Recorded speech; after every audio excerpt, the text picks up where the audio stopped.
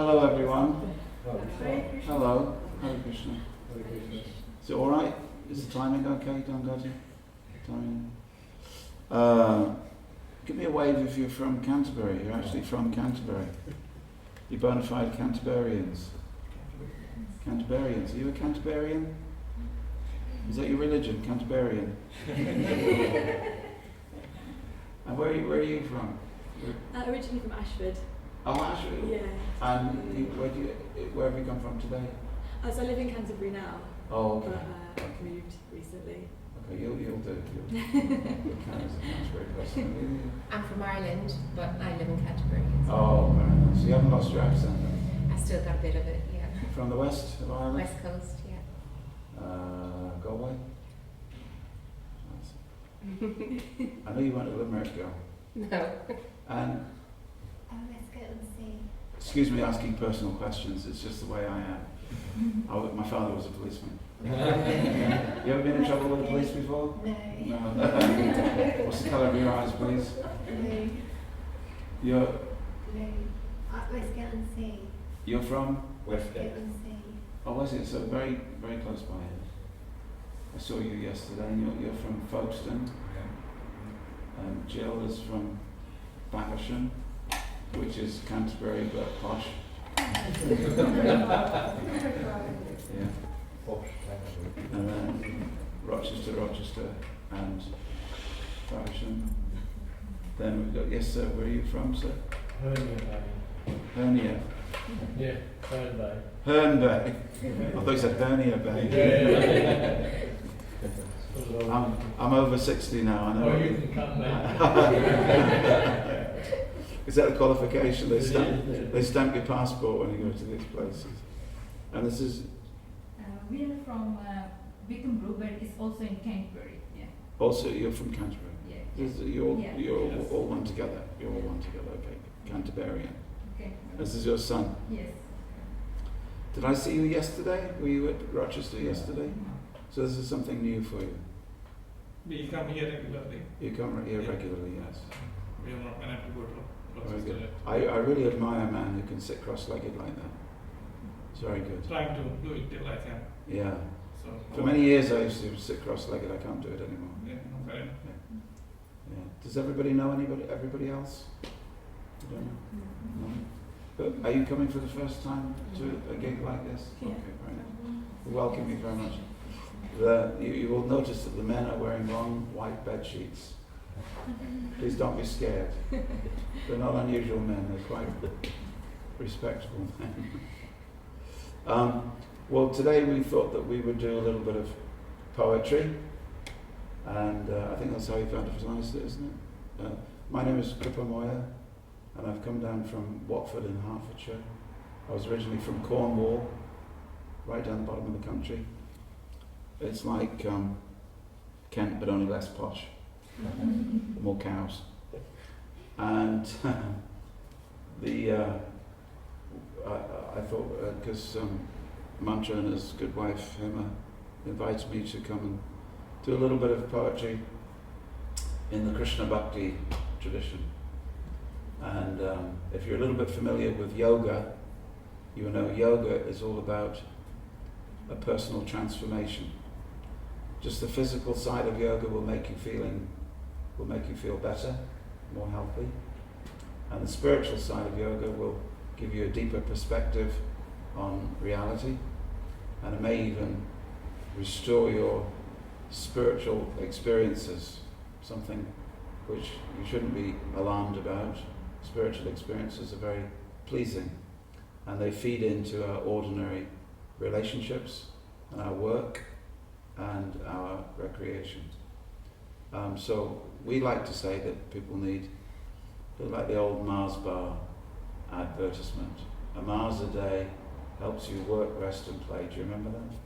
Long time since I've had a Mars bar, although if you look here, you will think that I've been eating them at night.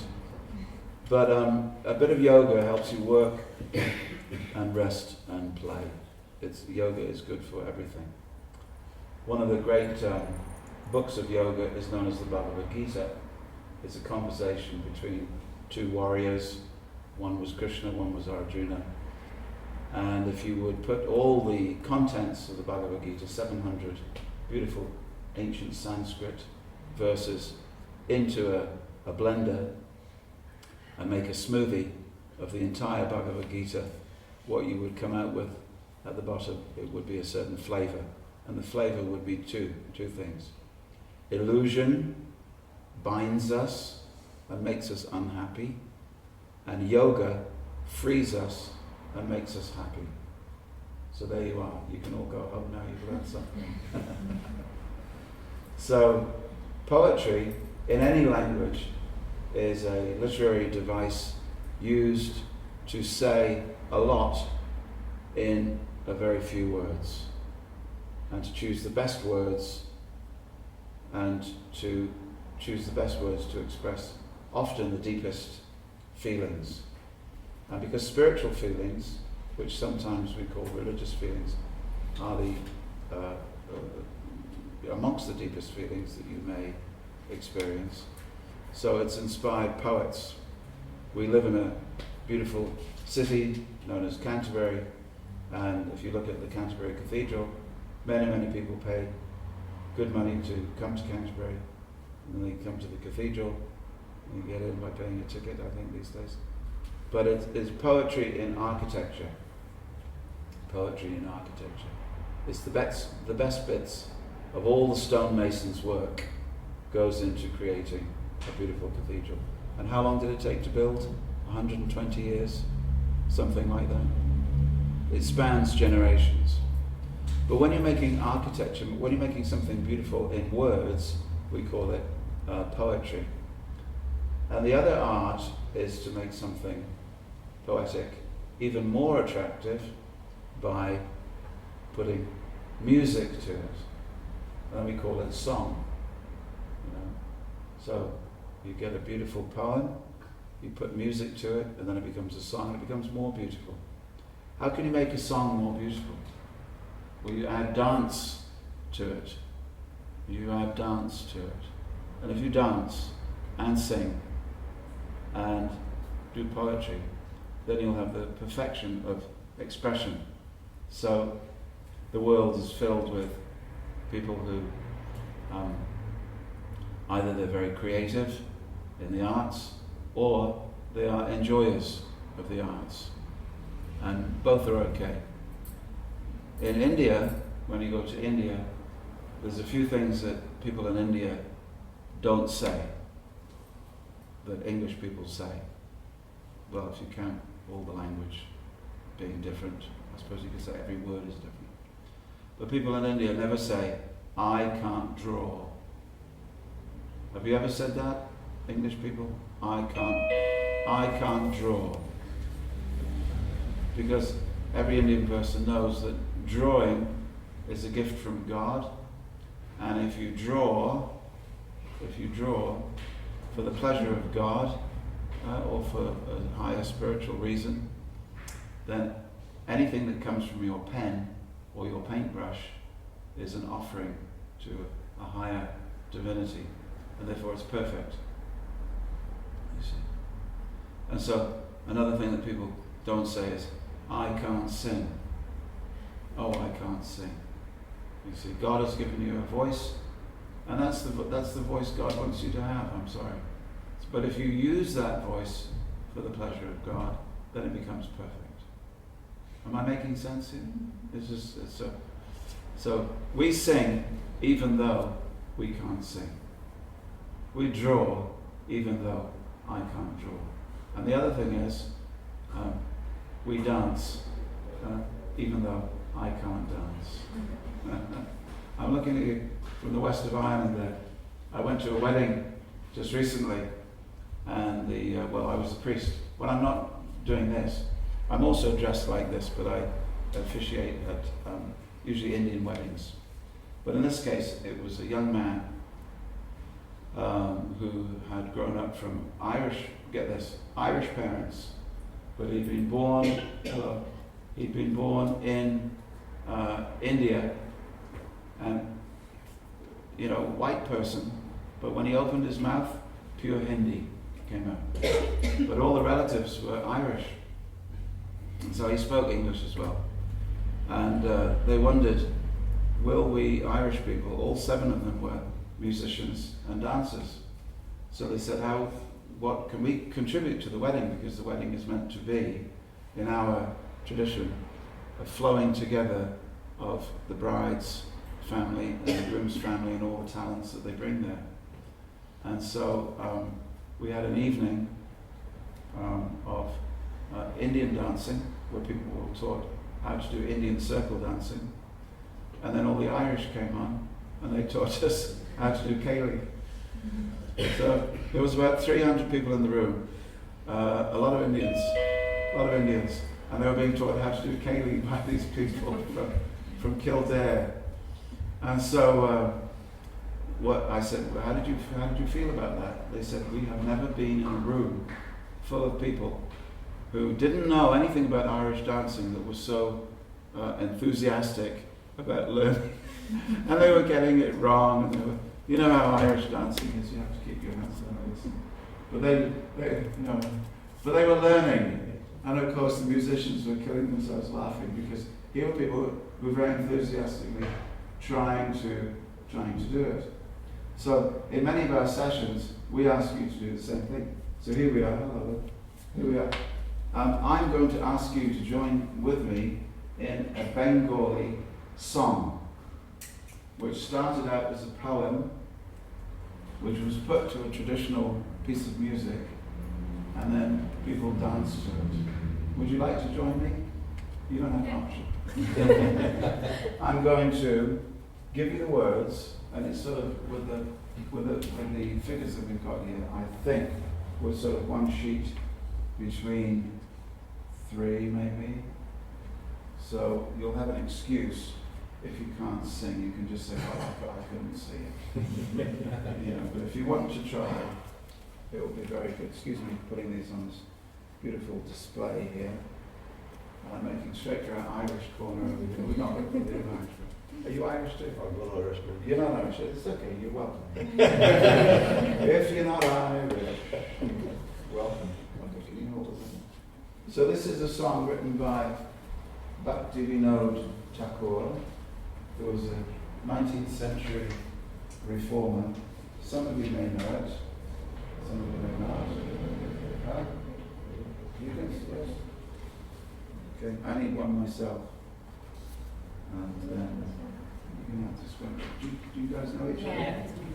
That's your son? Yeah. Okay, well, lucky. Okay. Okay, you've got, okay. So this is a song which started off as a poem. And you'll notice that there is some rhyming. Now sometimes poetry doesn't rhyme, especially modern poetry, but this does, and it's the Bengali language. I hope this is not too adventurous for you, but in for a penny, in for a pound. Okay. So, hi there. Let's see if we can give you a piece of paper to share. Yeah. So it starts off, Nadia, feed back to me. Nadia, Godrume, Nitya, Ananda, Nityananda, Mahajan, Patiyache, Nam Hata, Jibera Karam. So are you noticing that there's a rhyme going on?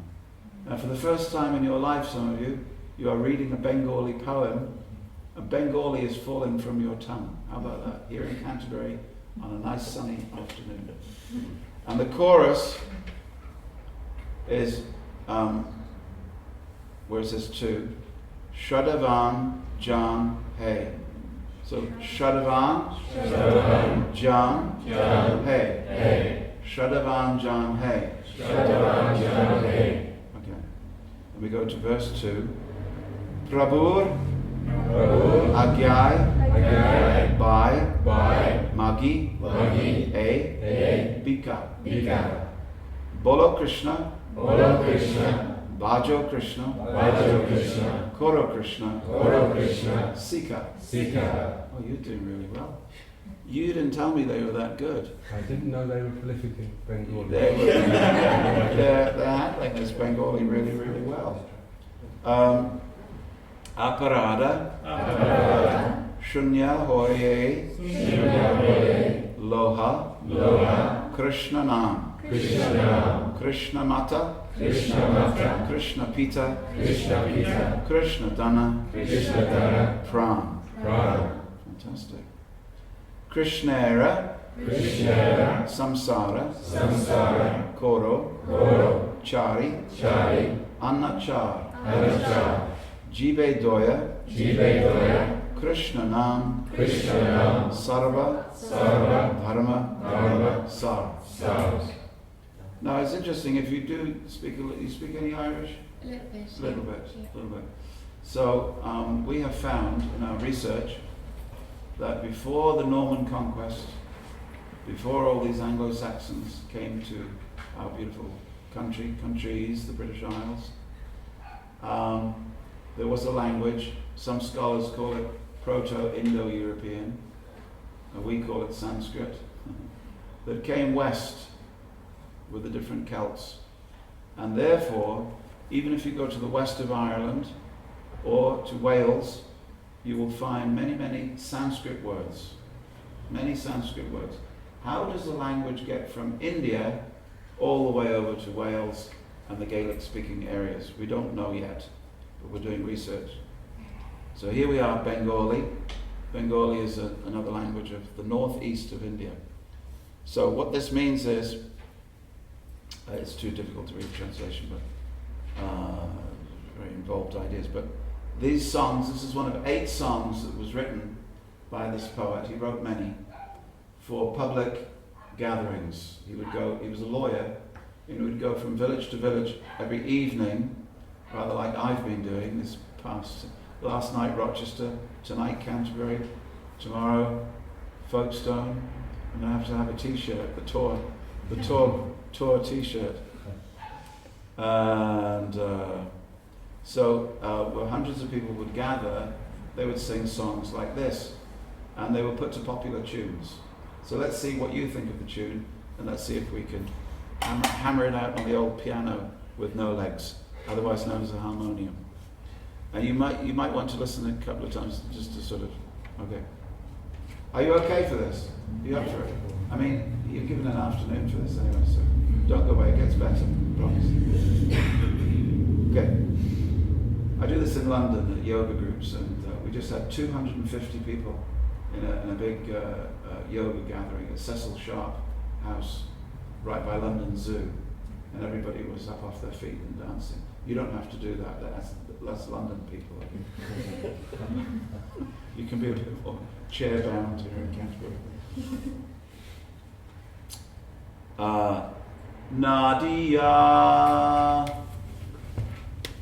Nadia, Nadia, Nadia, Nadia, Nadia, Nadia.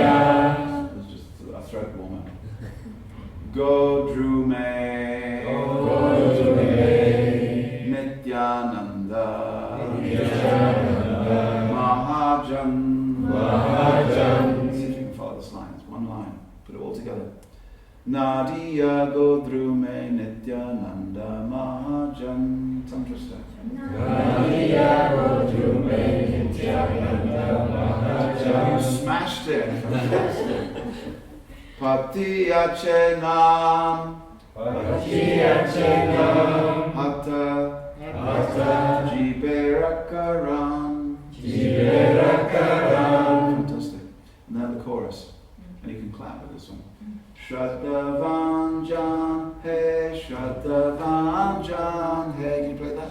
Shraddhavanjan, hey, Shraddhavanjan, Do it a few times. Shraddhavanjan, hey, Shraddhavanjan, hey. Shraddhavanjan, hey, Shraddhavanjan, hey. Shraddhavanjan, hey, Shraddhavanjan, hey.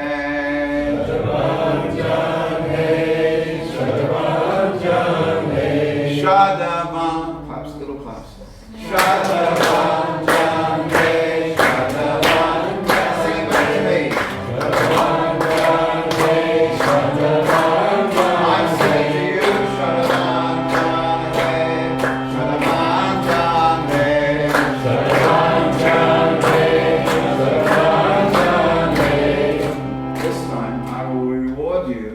for doing the first verse by not asking you to sing the second, or the third, or the fourth.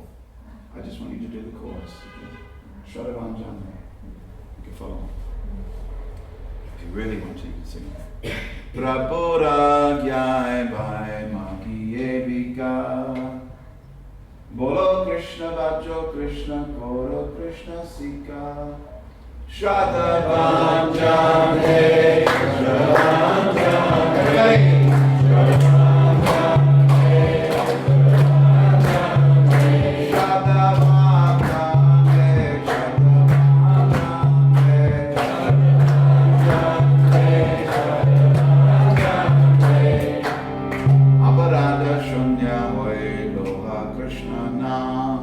Krishna Mata, Krishna Pita, Krishna Dana Pran, Shadavan Jane, Shadavan Jane, Shadavan Jane, Shadavan Jane, Krishna Samsara Goro Chari Anacha, Jivedoya Krishna Nam, Sarva Dharma Sar, Shadavan.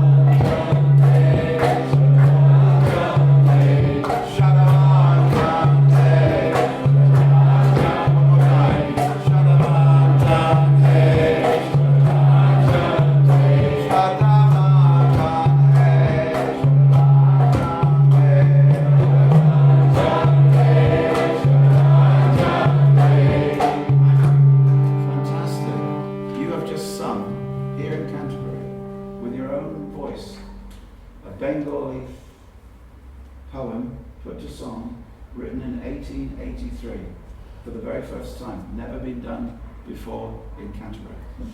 Okay? Thank you very much. Give yourself a round of applause. Right. Now then, when are we going to have the Kirtan? The Nagar Kirtan. Okay. So you will know that poetry can be used to express a lot of different ideas,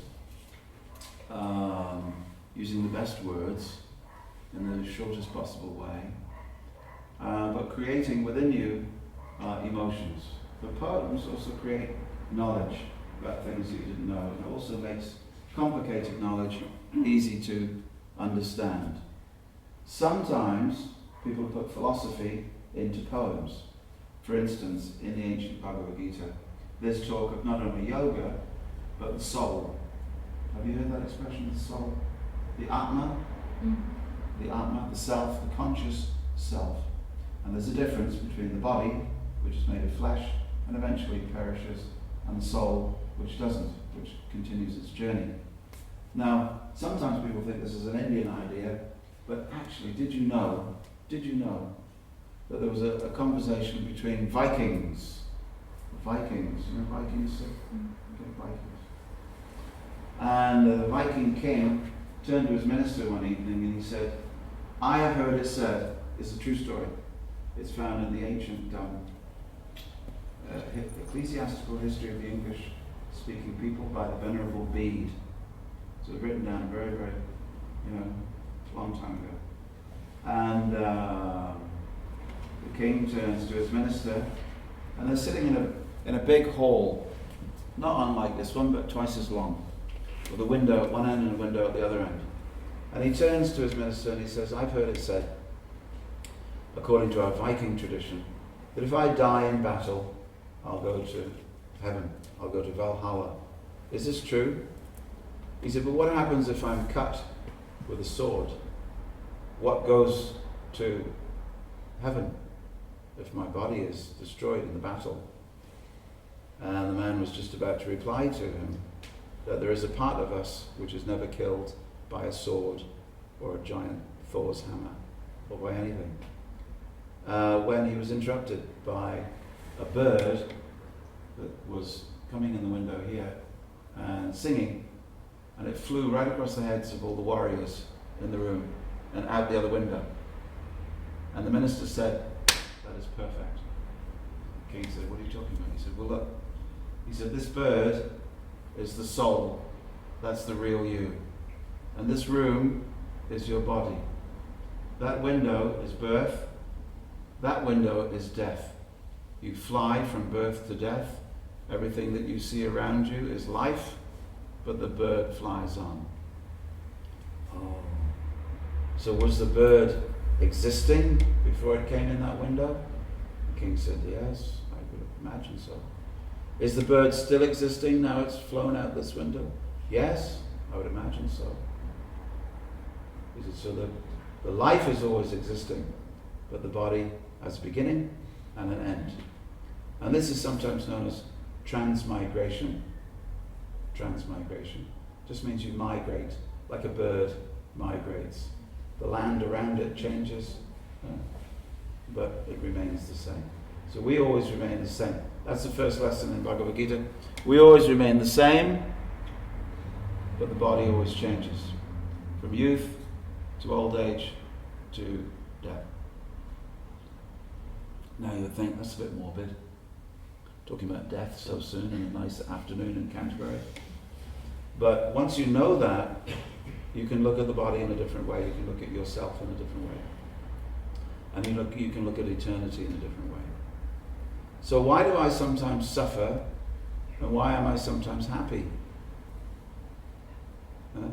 So the reincarnation, it also is explained that this life, we are experiencing the results of what we did in our last life. Similarly, in our next life to come, we are enjoying or suffering the good and bad deeds that we've done in this life. Everybody on board with that? At least theoretically? So our guru, A.C. Bhaktivedanta Swami, who sits here, he said that it is just like when you have a film. The film is made up of many different frames, isn't it? Anybody ever do filming? The old-fashioned filming, not digital.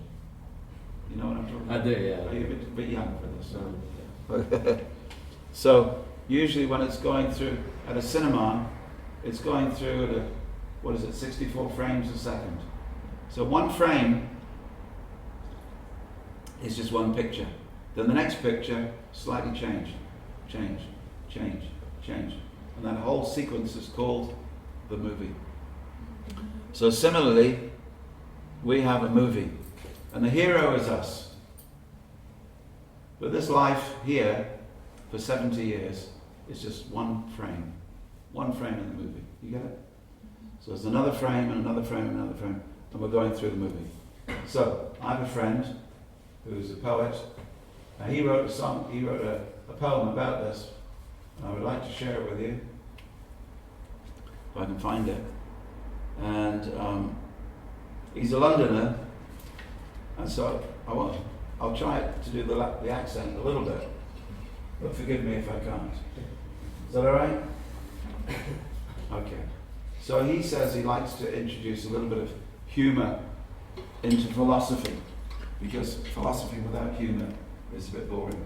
So here it is. It's about this life being one flick in the movie. And his point is, don't worry if something bad happens to you. Just be tolerant, because what you did is coming back to you in this life. Just be tolerant. And understand that there are many, many frames before this life, many, many frames afterwards. And what really is important is what happens at the end of the movie. Okay. You ready?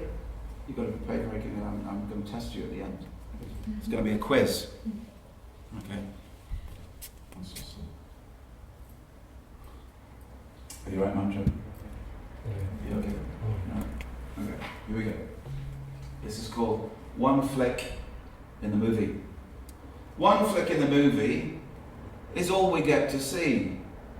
A single fleeting moment out of all eternity. Eat, drink and be merry, for tomorrow we must die. Have you ever asked yourself, did you ever wonder why? It's one flick in the movie. Everybody's passing through.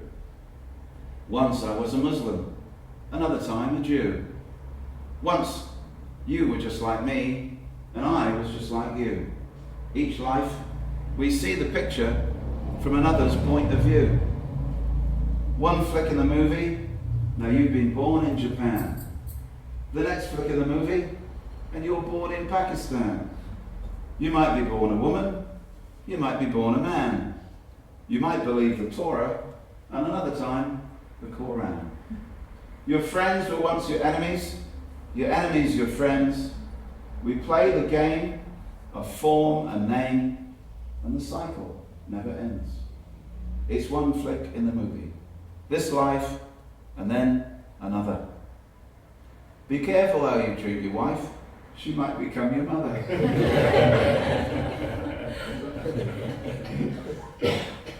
And the ones you love and hate the most, your sister and your brother. When the avalanche of karma comes, where will you run for cover? One flick in the movie, if you really want to know. This life leads to another, as around the wheel we go. And if you lose your human form, there's plenty more below. There's poetry in motion, where we reap the seeds we sow. One flick in the movie is all we get to see. A single fleeting moment out of all eternity.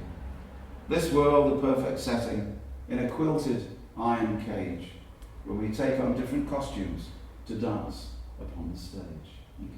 Thank you. He said that just for you here in Canterbury.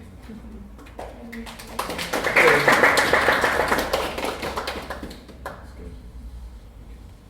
So then we go forward to I want to take you back now to about the year 830, and there was a poet in India who was a mystical poet, and his name was Namalwar. And when he was born, as a child, he didn't speak. He was very unresponsive. And in India at that time, you would take the baby to a medicine person, or you take them to the local temple for a blessing. And maybe a local holy man or a holy woman would give some blessings to your child, and something might happen due to God's grace. So he sat underneath a tree, and people would feed him, and he was there for about 16 years without saying a word, just deep in meditation. And then there was another great saint who was right up in the north of India. His name was Madhura Kavi. Kavi means poet. Madhura means sweet poet. And he saw a light in the sky, and the light in the sky was shining over in a particular direction, taking him south. So he was from South India, and he'd come all the way north, and he thought, well, this is some arrangement, because in those days you had to walk all the way back. He said, but I can see that this is a light, shining light. I feel that God wants me to go to the south. So he came back, and he came to this particular temple, and he saw Namalwar sitting there, and he started to sing to him a song about Krishna, the beautiful blue boy Krishna. And at that moment, Namalwar came out of his trance. It was the one thing that he'd been waiting to hear, and it was the one thing that he came out of his trance for, this beautiful poetry about Krishna. So then Namalwar himself became a poet, and if you go to all over South India, you'll find worshippers of Vishnu, and they all have a text of poetry known as the Divya Prabandham, and it's made up of 4,000 beautiful verses. And Namalwar wrote 1,300 out of the 4,000. And it's mystical poetry. It doesn't rhyme, it's not funny. Thank you. Confirmation. But what he's describing is his spiritual journey, the journey of the soul. The journey of the soul. What it feels to spiritually awaken. And there are many different dimensions of spiritual awakening. We have, people can become awakened to just like the poem that I just read to you by my friend in London. is becoming awakened to the idea of reincarnation and the idea that the ups and downs of life are, well, they're of our own creation and we need to tolerate them, and there's another life coming very, very shortly. It gives you a broader vision of life itself. In fact, it enables you to be very tolerant of what you see as the disappointments of life. You can be a bit more philosophical. Or people talk about the release of the individual consciousness into super consciousness, becoming one with everything. Poets like to write about that because it's a miraculous feeling, a feeling of release when you directly experience your own eternity. Imagine that. Experience your own eternity and you know you will never die. So in one of the Upanishads is known as the Taittiriya Upanishad. And there's a portion in the Taittiriya Upanishad known as the Briguvali. And it just goes like this. And it's the writing of a man who had just become, self-realized. He just understood that he's never going to die and that he's sort of his consciousness has become universal. Our consciousness is very much locked into our body.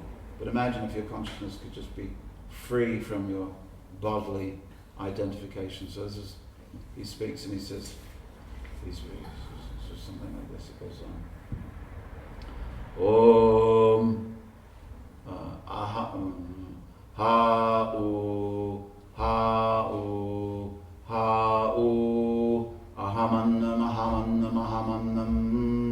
Aham tam shloka gridda, aham tam shloka gridda, aham tam shloka griddi. So he's saying, I just discovered and the Sanskrit for wow is ha'u. Try it, say it, ha'u. Ha'u. Ha'u. But say it like this, how. Wow. Wow. And he says this is this. So the first line of the poetry basically translates as, oh wow, wow, wow, wow, I am eternal. It's amazing. He's just feeling his own bliss, the bliss of the soul. So in other rapturous moments, Namalwar talks about what it is to be consumed by God. You know? We objectify God, we look at God as being something or someone over there, but Namalwar, he's telling us what it feels like to be consumed by God, to be completely possessed. Hello. Do come in. Find a chair if you can. So here's what he says. Would you like to hear it? Yes. I knew you would. So this is from about 850. Again, first time this has been said in Canterbury. Oh, hello. Welcome to our classes on self-realization. Equally good for 6-year-olds or 60.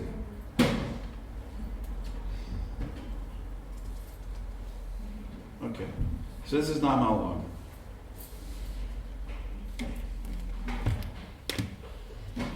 We here and that man, this man, and that other in between, that woman, this woman, and that other, whoever, those people, and these others in between, these things, that thing, and this other in between, whichever, all things dying, these things, those others in between, good things, bad things, things that were, things that are, things that will be, being, all of them, he stands there.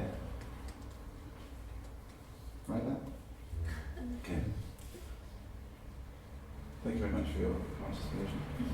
Okay, I'll go on to the next one. Well, I'm just trying to make it dramatic. Okay, so he says, it sounds like a hymn. It sounds like a hymn. He says, okay. So he's waiting for God to show himself. And he says, while I was waiting eagerly for him, saying to myself, God, if I see you anywhere, I'll gather you and I'll eat you up. He beat me to it and devoured me entire. My Lord, dark as a rain cloud, speaking about Krishna. My Lord, self-seeking and very unfair. I was looking for God, but God was looking for me, he says.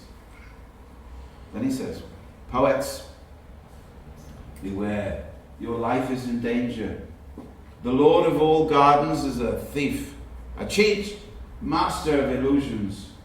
He came to me, a wizard with words, sneaked into my body and my breath, with bystanders looking on, but seeing nothing. He consumed me, life and limb, and filled me, made me over into himself. And then finally he says, O Lord, infinite in thy glory, I have ripened like a fruit and lost myself in thy grace. Do not change, I pray thee. I do not desire freedom from birth, nor to be thy servitor in heaven. All the wealth I want is not to forget thee. Thank you, that's Namalwar. Thought you might like that. So let us go to another poet who is following in line from Namalwar. Are you okay? You okay? I think it's so polite. So is this all right? Sure. Okay. This is another. What people in the ancient tradition, there are 5 places where God resides. One is in the highest abode, where we cannot see him. One is in what is known as a vyuha, or a formation in which God exists, but in a sort of intermediary state. One is within the human heart. One is in his incarnations. God comes into this world as Rama, and Krishna, and Buddha, Kalki, and different incarnations. And one is in the temple, in the statue form of God, made of wood or stone, but which is a gateway to seeing God, beginning with the naked eyes. But when the naked eyes have seen the statue of God in the temple, what happens then is that the naked eyes begin to awaken, and with the third eye, we begin to see who God actually is. So we go to the temple, and there are many beautiful temples, and this person, Vedanta Deshika, he's particularly associated with a place called Kanchi. Kanchi, you know Kanchi? Kanchi is south of Chennai. So he's writing about the beautiful Lord that he goes to see. So he has a mystic vision. And Vedanta Deshika is writing in the sort of the 1300s. This just goes on and on. He is the Supreme Lord, who having created all things, dwells within them, who is declared by the scriptures to have expanded himself as all sentient and insentient beings, whose essential nature is faultless splendor, who abides as the body of all things, big and small, possessor of understanding and deep insight.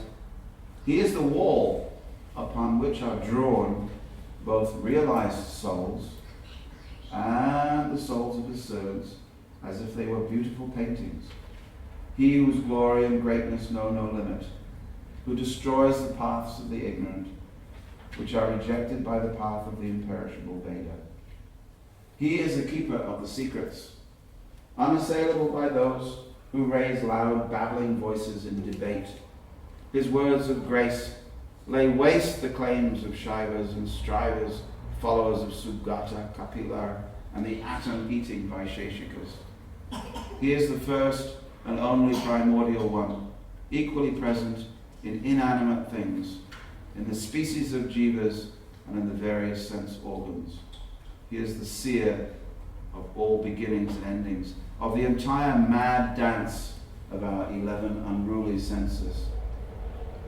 He is the Lord who lords over this world of becoming, this single universe of worlds within worlds intertwining, shining master beyond all metaphor. He is untouched by the faults of the world of sentient and insentient things. He possesses the virtuous qualities most desired in each of the sciences of devotion, which carefully discern what they believe to be the highest way and goal.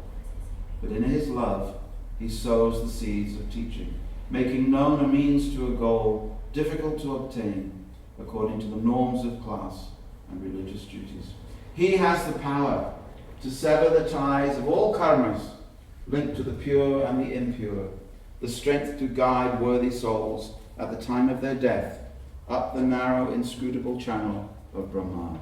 He is the master of those who make that crossing in steady succession, again and again, throwing off the accumulated accretions of created being. We are slaves of that Lord, merciful giver of boons, who never abandons those who draw near to him for shelter, who wonder at his gifts. The original is in a language, a combined language known as Mani Prabhu, which is a combination of Tamil and Sanskrit. And it's said to be like pearls and coral in one necklace. So sometimes the translations to English don't quite go. So then the other subject, are we okay? The other subject for those who have these mystic realizations is the name of God. The shape of God when he makes his appearance in this world, the form, the activities, and the qualities, the beauty, the grace, the name of God, and these qualities. So he's singing now about different things. One more. He addresses Krishna as the infallible one who's never defeated. And that Sanskrit is Achyuta. You never turn from those devotees, O Achyuta, whose minds, like the moonstone that sweats under shining moonlight, melt into a flood of tears at the sight of your face. Those devotees whose bodies bristle, their hairs standing on end like kadamba trees bristle with buds after a storm. To chant your name is to taste sweet nectar. O Lord, you are true to your servants. It's the root of the tree of the bliss of freedom, best of the great elixirs to cure the aging of delusion, the one fertile soil of auspiciousness. When he talks about the other gods, the various devas, different gods that there may be, and other objects of worship, he says, the other gods, graceless without your grace, in your grace alone are they gracious. What's the use of these gods we must worship, whose powers rest on your favor, O Lord, true to your servants? What good will they do for me? So pleased with my offerings, 100 clouds of mist cannot quench the great thirst of the Chataka bird. Chataka bird is a bird in India that only takes water from the cloud. So Chataka birds, you'll see them on the wall. They're waiting because they don't drink from any other body of water except the rain. So similarly, it's the devotee of Vishnu, Krishna, will only quench their thirst on the name, form, qualities of the Lord. O Achyuta, my thirst, an animal hungry for mirages of pleasure, is quenched by the flood from your streams of grace, drenching with its torrents those who seek your shelter. Though I cover my body in the armor of strictest religious law, I lead the army of the outlaws. My repentance is a joke No wonder you laugh at me when you're sitting alone with Lakshmi. All time is not enough to wipe away sins that I've done in this body, even in one day. Oh, Achyuta, that makes me the perfect vessel for your mercy. My span of life is like a stand of trees being cut into small pieces day and night. Even seeing this, my mind is arrogant. Hold gently, O Achyuta. To me, your simple child.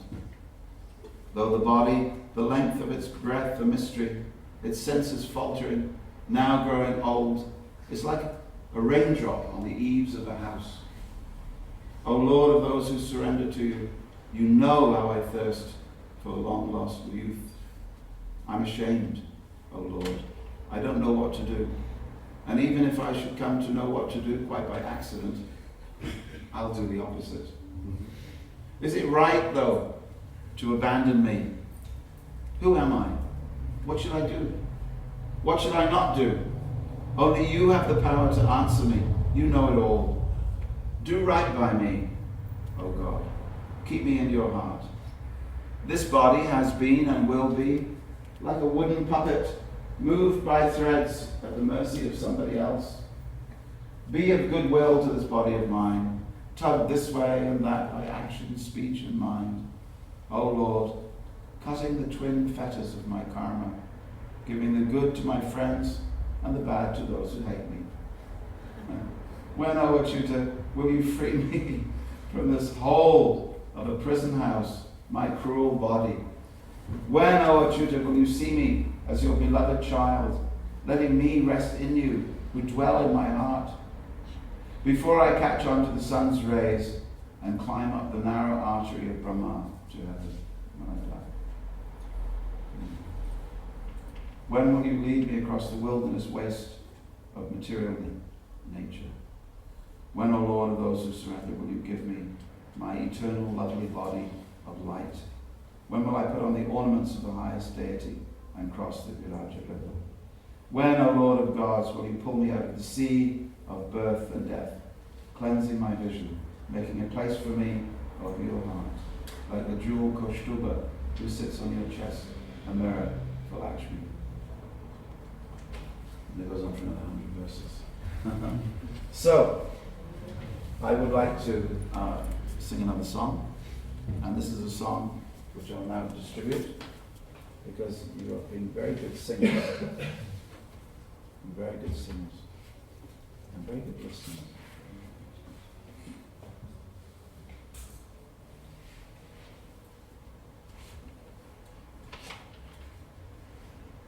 Okay, good. Okay. Let's see how many we've got. Just a few. This is the second one. This time go first together. You have one to share as well.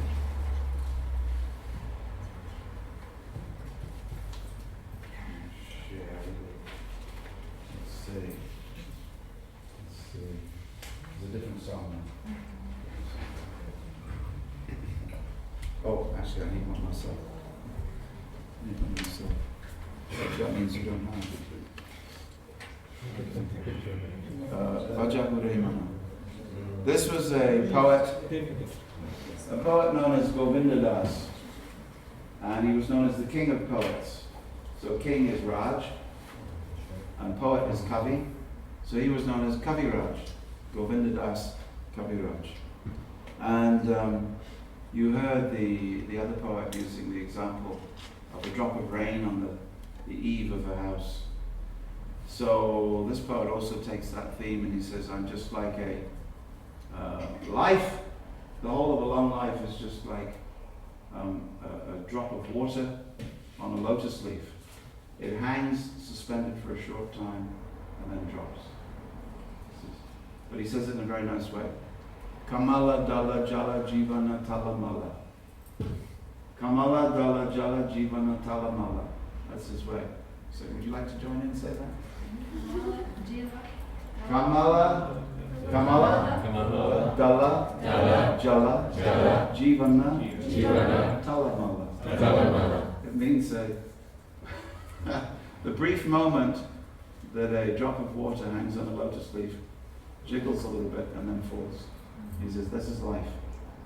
You know, this is life. Ye hai zindagi. Ye hai zindagi. Hindi bol rahe? Kabhi khushi, kabhi gum. So he says, okay. So Bhaja, we try from the beginning. Bhaja hu, Bhaja hu, Remana, Shri Nanda Nandana, Abhaya, Charana, Aravinda, Re, Charana Aravinda, Abhaya, Charana Aravinda Re. Okay. So there are different poetry, particularly in Sanskrit and Bengali, is done according to meter, and you have a certain number of syllables, and you have to fit those syllables into the line. But there's a lot of different meters. There are things like Anushtup. Anushtup is 32 syllables, or Gayatri is 24 syllables. And there's Anushtup, Trishtup, Gayatri, Brihati, and it goes on and on, many different. So this is, I don't know the meter, but it is a nice meter. Bhajahu Remana, Shri Nanda Nandana, Abhaya Charana Ravindare, Durlabha, Mannava, Jannama, Satsange, Taroho, E, Baba Sindhure, Durlabha Manava, Janama Satsange, Taroho E, Baba Sindhure, Sita Atapa, Bhatta, Varishana, E Dina, Jamini, Jagire, Vipale, Sevinu, Kripana, Durajana, Chapala, Sukha, Labha, Lagire. So together it goes. Sita Atapa,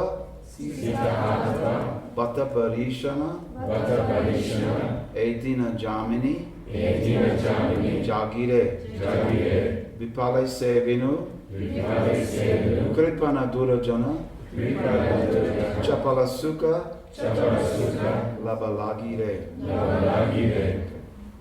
Next line. Edana, Yauvana, Putra, Parijana, Itiki, Ache, Paratitire. Edana Jaubana, Putra Parijana, Itiki Ache, Paratitire. Kamala Dala Jala, Jivana Talamala. You like that?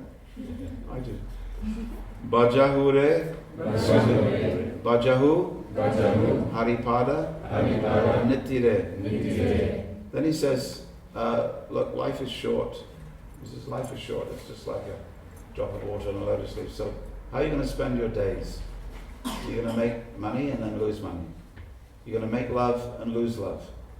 You're going to build empires and lose empires. You're going to build your body and then eventually lose your body. You might as well do the thing that you can take with you after this life. You might as well become devoted to Krishna. So how do you do this? 9 things you can do to become devoted to Krishna. And he lists them here. Shravana, Kirtana, Smarana, Vandana, Parasevana, Dasyare, Pujana, Sakijana, Atmanivedana, and then he signs off. This is his name. He signs his name at the end. Govinda Dasa, Abhilasare. Okay. We try and have a go at this. I'm smiling. Bhajahure mana, Sri Nandanandana Abhaya Charanara Vindare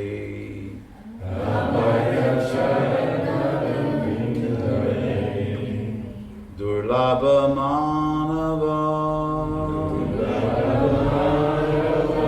Janama Satsange Taraho E Bhava Sindhure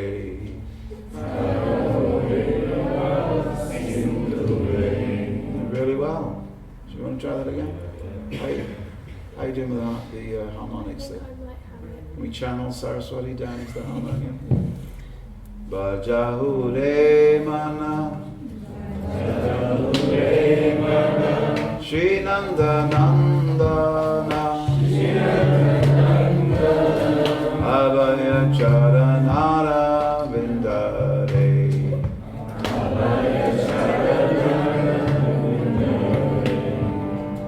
Durlabha Manava Janama Satsange Taroho E Bhava Sindhure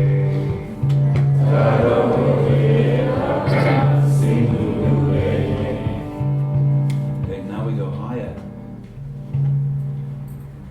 Sita Atapa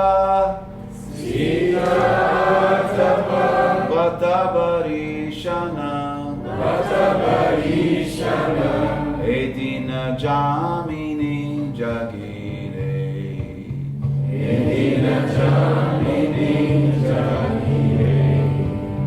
Vipale Sevino Kripana Durajana Vipale Sevino Kripana Durajana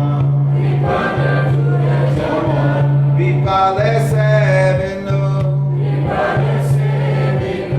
Kripana Durajana Chapala Sukhalava Lahire Chapala Sukhalava Chapala Sukhalava Lahire Chapala Sukhalava Lahire. Now it gets easy. Etana Jovana Putra Parijana Etana Jovana Putra Parijana Ite Kiachi Paratiki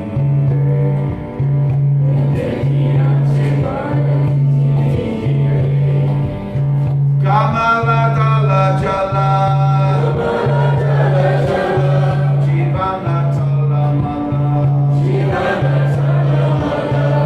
Kamala Dala Jala Jivana Talamala Kamala Dala Jala Jivana Talamala Vajahu Haripada Niti Vajahu Haripada Niti Vajahu Haripada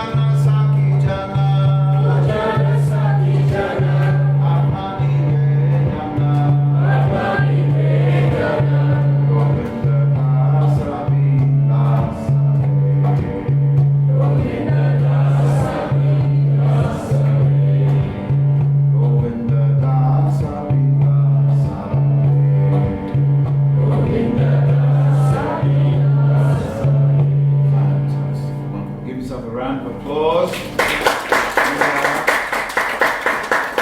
You have just sung an 18th century, 1700s Bengali bhajan in a raga for the very first time, right here in Canterbury. Very good. Super. All right. So you can see how important it is that the name of God, the name of Krishna, leads to different things. So I want to say something more. And it's coming from my friend in London. Now, using your imagination, let's take it to a different station. Go beyond your body and your mind. Take a look through your third eye. Find yourself before you die. It's the only thing you won't leave behind. Why build sandcastles on the beach when eternal life is within your reach? The tide will only wash them all away. For this world is but a stage. The people are its players, and the costumes are returned after the play. So rich or poor, skinny or fat, you'll soon be dust on the burning gap. Rain, shine, or come what may, we'll all be on the slab one day. And I'm just passing through with this message for you, and I hope that it sticks in your mind. Your body's not you. You're not black, white, or blue, because all we are is just blind. And if you want to find peace, you won't find it skin deep. Peace lies in the spirit that lies underneath. This temporary coating of muscle and fat, and the reason we're here is to discover that. And when you chant Hare Krishna, your life will get better. Krishna is the lover you've looked for all along. The transcendental sweetness for which your soul is anxious can be tasted in the chanting of this transcendental song. Hare Krishna, Hare Krishna, Krishna Krishna, Hare Hare, Hare Rama, Hare Rama, Rama Rama, Hare Hare. Very good. Would you like one more from him? It's easy and sublime. Okay. Hare Krishna, Krishna Krishna, Hare Hare, Hare Rama, Hare Rama, Rama Rama, Hare Hare. I was just pointing to it. Thank you for your enthusiasm. It's easy and sublime, like drinking nectar all the time, in through your ears and into your mind. You'll leave this world so far behind. When you absorb your senses in the holy names, you will begin to realize, and what a surprise, you have a transcendental nature that was hidden from your view. And the lover you've been looking for is there, awaiting you. His name is Murli Manohar, and his form is sapphire blue. His restless eyes dart here and there, and his flute is calling you. It's easy and sublime. Why sit around wasting time? This is the reason you were born with a human form. So teach your spirit how to fly. Go back home to the spiritual sky where you belong. It's been so long. You have a transcendental nature that was hidden from your view. And the lover you've been looking for is there awaiting you to take you to his supreme abode, where all the greatest lovers go, where love is all you need to know, the secrets of your soul. It's easy and sublime, like drinking nectar all the time, in through your ears and into your mind. You will leave this world so far behind. Very good. Well, now I just want to conclude. That wasn't my conclusion. I want to conclude with the greatest piece of poetry that was ever written. We all right? Yeah. This is called the 8 verses of the Shikshastaka. Ashtaka means 8. When a poem has got 8 verses, it's called the Ashtaka. So Ashta is 8. Okay. And Shiksha means teachings. So these are the 8 teachings of Chaitanya. And each of these verses is written in a different meter. So we can have fun with this. But I will not punish you because you've been so good. But I will show this to you. And I think we have a lot of them. At least, I think we have a lot of these mentions. And the last bit is on the back. You've been very good. You've been very, very good. All of you. You all get gold stars when I was a teacher. So,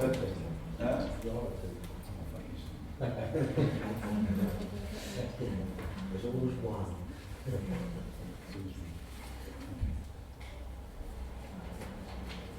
we did this last night.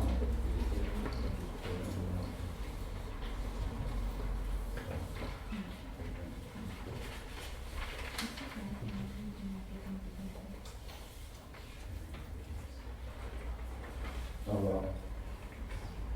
You got left out. Oh, you didn't get one. Actually, I didn't get one. This one's Has anybody got one that we can spare?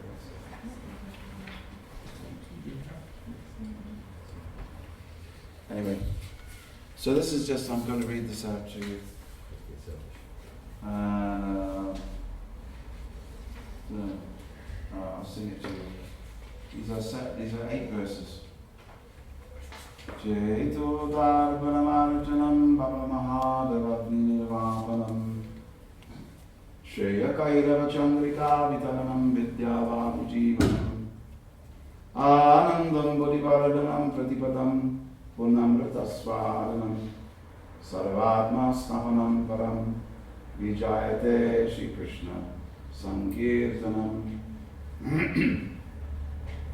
Nam Namakari Bahuda Niju Sarva Shaktis Tatra Arpita Niyamita Smaranena Kala Etatrishitava Kripa Bhagavan Namapi Durdaiva Midrishamiha Janinanuraga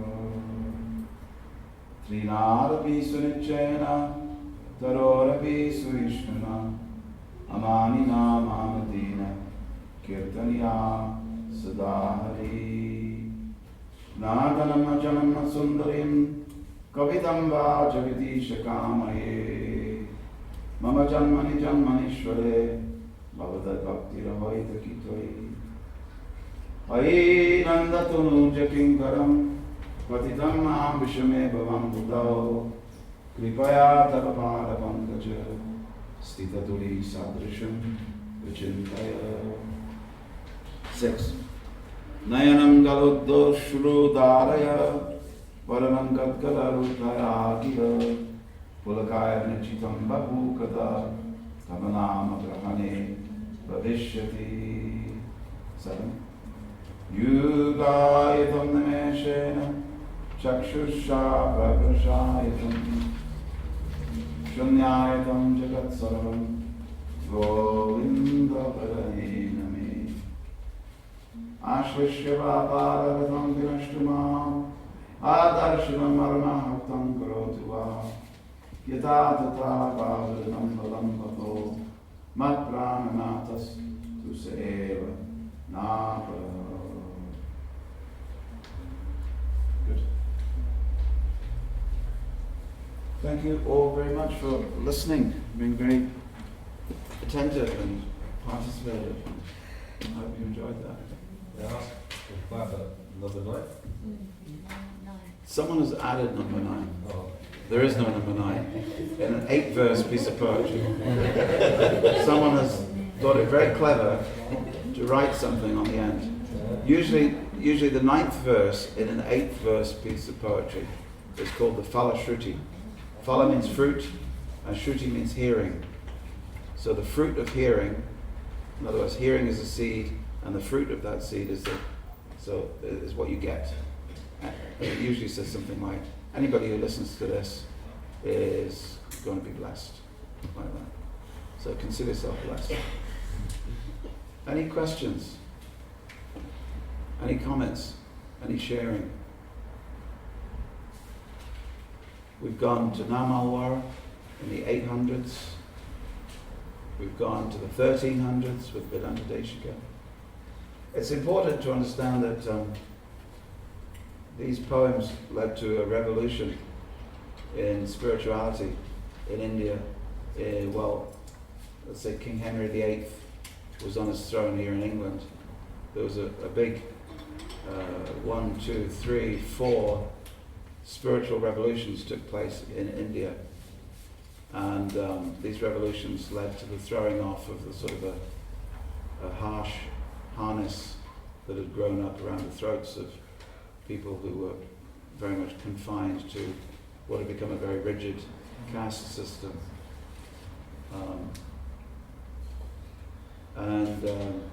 There were people like Vyasatirtha, who was a descendant of Madhvacharya, people like Thakuram, Purandar Das, writing beautiful kritis and abhangs, different songs.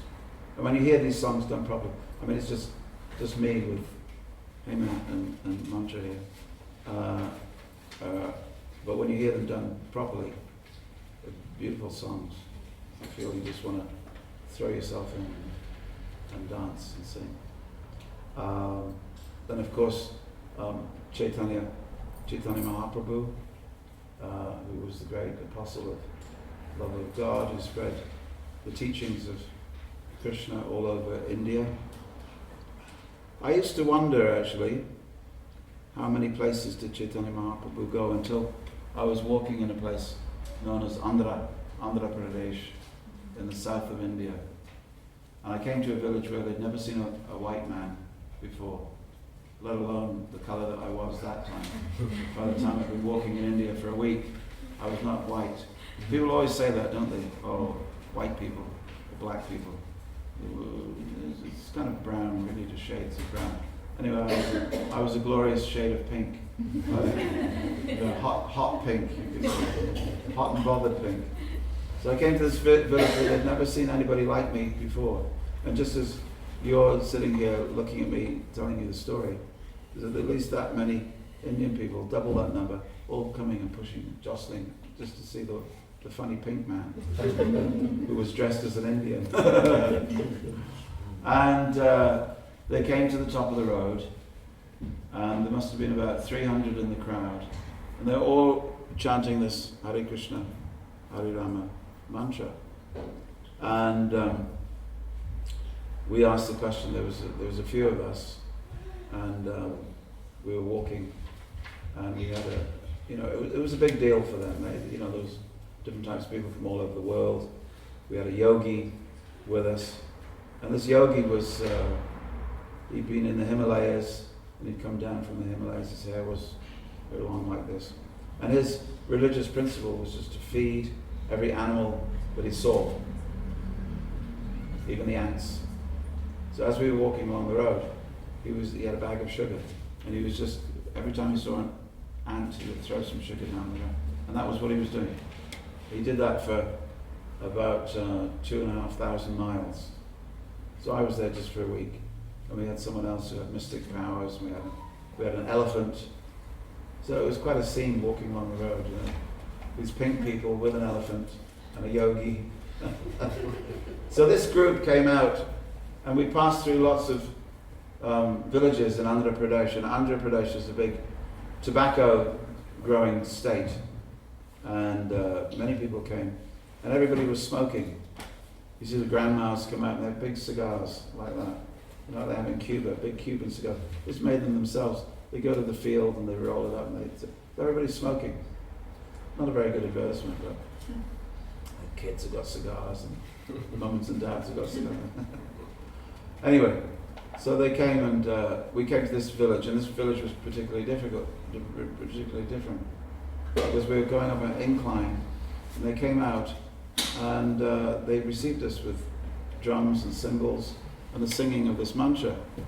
And we asked them, where did you learn this? Is it a branch of our organization that distributes this? It's called ISKCON, International Society for Krishna Consciousness. They didn't know a clue what we were talking about. ISKCON. So the Gaudiya mission, because they were doing our rhythm and our drums, and they said no. So some big organization around here is how you all do. He said, we've been doing this in this village for the past 500 years. 500 years. And we said, what do you do?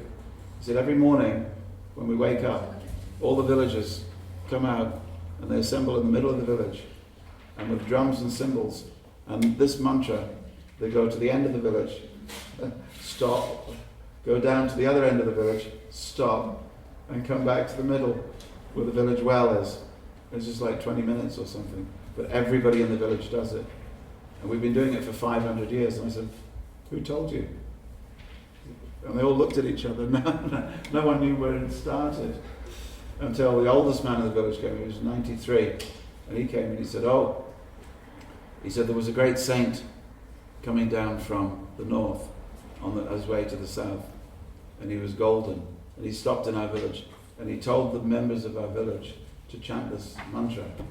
And so we've been doing it for the past 500 years. Amazing, isn't it? Amazing. So this is a transcendental sound. I have two questions. You have two questions. One is simple, one is regarding to the poetry. Is it to do with what we've been discussing?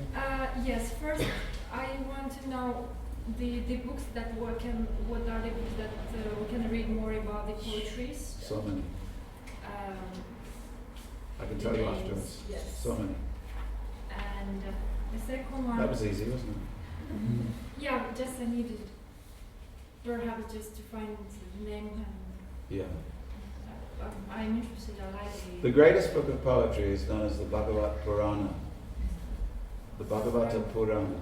Okay. Otherwise known as the Srimad Bhagavatam. Well, I have the whole Srimad Bhagavatam. You do? Yes. That's all beautiful poetry all the way through. 18,000 verses of poetry. I'm just on the second canto. I'm in the progress. Yeah. But the other authors, like Bhaktivinode Thakur and what you've read today. Yeah, I would like Bhaktivinode. to discover a little bit more about that. Yes. The wonderful stories behind each of the saints. Yes, I don't know yet about them, so I'm eager to learn it. Thank you. A little bit more about this. So, and the other one. Anybody else have a question? I know she had two. I'm trying to catch another question before we get to number two. Are we able to keep these sheets? Because it's got the because I had a similar question. Oh, do you? Okay. Or can we, yeah, why not? I've had them for years. Why not? You know, if you're going to sing them. Well, I'd like to look them up, but I won't remember it unless I take a photo of it. Oh, okay, that's so fine. I can You take that one out with you. Okay, thank you. We can spare a sheet of paper. We're having a big giveaway today. What was your second question? And then we must go to something called a feast. Or maybe a quick kirtan. Another kirtan, yeah, because I've led them all up in that. Okay. Okay, so I read the Nectar of Devotion, and at the end it is written that it's very important to know the signs of the emotions and the rasas. Yes. And they are compatible and non-compatible, constitutional, non-constitutional combinations. I would like a little bit clarify on that. That's a real Russian question. I know there are basic rasas like Shanti rasa, Dasya rasa, and parental love, devotion. It works like this. Conjugal. It works like this. Pardon? Shanta Russian, Dasya Russian. The neutral, the neutral, Madhurya Russian. friendship, friendship, then... Just so you don't bewilder everybody with the terminology. The idea is, and how it fits into all this poetry, is that people experience different emotions on their way up the spiritual. Imagine a staircase, where the beginning of the staircase is beginning of yoga, and each significant realization or expansion of consciousness that you have is another step. So we're trying to go up that. And in every religion, you will find some understanding of progress, spiritual progress. So it just means that there are different types of emotions that one may experience on the way up. And sometimes they appear to be congruent and sometimes incongruent. Sometimes the emotions seem to clash. That's what it means. But it's a big book. Thank you. So what I would like to ask you to do, finally, this piece of poetry here, it is found in the Upanishads. It is written in the Anushtup meter, which means there are 32 syllables. 32 syllables. Hare, that's 2. Krishna, that's 2. Hare Krishna, that's another 2. I hope I've got it right. Krishna, Krishna, Hare, Hare. What's that? That's 16. 1, 2, 1, 2, 1, 2, 1, 2, 1, 2. Okay. 32 syllables. Anushtup meter. And it sounds very simple. Only 3 words. But this mantra itself will do the business. Mana means the mind. Tra is derived from the word trayate, which is Sanskrit for protect, or free from, or defend. So many, we're sitting in a building here, it's dedicated to helping people with mental health issues. Mental health issues, unfortunately, I must say, are on the rise. The World Health Organization says that mental health issues will become an epidemic this century. Because we are not using our minds in the way that they were intended. We don't make them peaceful, we agitate them. Here is a set of glasses, and if I fold my glasses like this, I can use my glasses as a spoon. I never do, but I can do. But it's the improper use of glasses to use them as a spoon. Much better to use a spoon. Okay, so the mind can't be used for everything. You know, I talked to one of my friends is a clinical psychiatrist, a consultant psychiatrist, and she told me the other day that video gaming, or online gaming, is now a psychiatric disorder. Excuse me, gaming addiction. Gaming addiction is now a psychiatric disorder, a registered psychiatric disorder. It means that we haven't been very careful with technology. We haven't been very careful with technology. Technology is a great threat, and if we're not careful, our delicate minds will be dominated by technology. So we have to be very careful. We have to use the mind in the right way. And apart from sleep, which is very good, returning your mind to an easy state, meditation is also very good. All right. So the rest of you, if you would please join me in raising your right hand, raising your left hand, and swinging your left foot over to the right side, and back, right foot over to the side, and we sway with a beautiful field of feet. This is known as the yoga dance. Hare Krishna, Hare Krishna, Krishna Krishna, Hare Hare, Hare Rama, Hare Rama, Rama Rama, Hare Hare. Hare Krishna, Hare Krishna, Krishna Krishna, Hare Hare.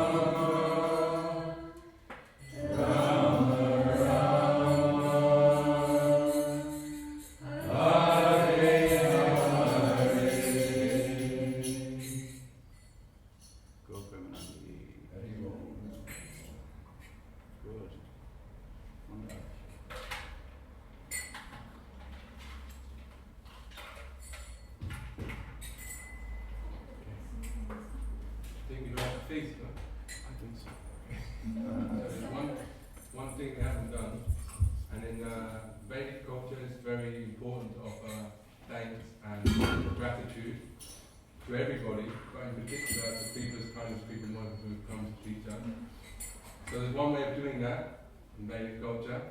Very simple, very easy mantra to remember. When I say ki, you say jai. So I say ki, Jai. ki, Jai. Kripamoya prabhu ki, Jai. Kripamoya prabhu ki, Jai. Kripamoya prabhu ki. Jai. Thank you, Prabhu. I feel very jived. We're very joyful today. So we're going to take the piece outside because it's just so hot in here, and let's just get out and have some fresh air. It'll probably take about 10 minutes to get everything ready. So there's a beautiful book table right behind you just here. If you don't have any books, please take one home. We can talk you through what's on there and show you what's what. Everything that Kripamoya has spoken about is all contained really within these books that are just here. So please take one home. There's an email sign-up sheet on the table. If you want to know more, you can just sign up and we'll let you know what's going on. And then just get some fresh air and try not to